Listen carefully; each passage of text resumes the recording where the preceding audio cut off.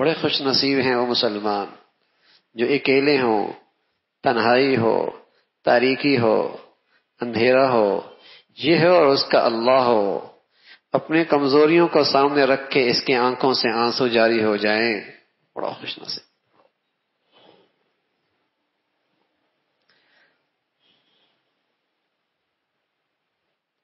آدمی نہ جانے کن کن وجوہات سے روتا ہے، لیکن وہ آنسو جو اللہ کے خوف سے نکل آئے وہ بڑا قیمتی ہے، بڑا قیمتی ہے۔ اللہ کے خوف، تنہا، اکیلا۔ مجمع میں بس اوقات لوگ آواز سے بھی آنسو نکل آتے ہیں، ارد گرد کے ماحول کے رونے کی وجہ سے بھی آنسو نکل آتے ہیں، لیکن وہ آنسو بہت معتبر ہے جو تنہائی میں، اکیلے میں اللہ کی عظمت کو، بڑائی کو سامنے رکھ کر اس کی آنکھوں سے آنسو جاری ہو جائے، وہ خالص آنکھوں۔ وَذَكَرَ اللَّهَ خَالِيًا وَفَاضَتْ عَيْنَاهُ، اکیلا اللہ کا تذکرہ کر رہا اور اس کی آنکھوں سے آنسو جاری ہو گئے۔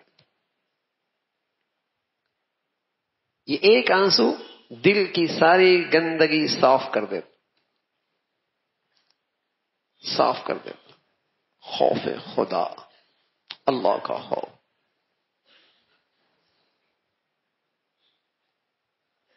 تو میرے عزیزو، اللہ کی عظمت، اللہ کی بڑائی، اللہ کی قدرت کا تصور کیا کرو،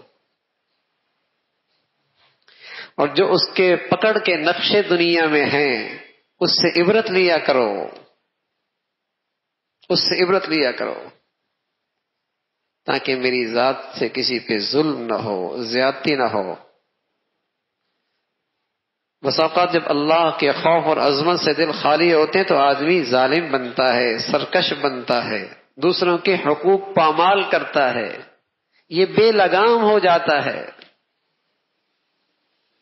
اور اللہ کا خوف ہو، کسی کے حق میں کوئی زیادتی ہو جائے فوراً معافی مانگنے لگتا ہے۔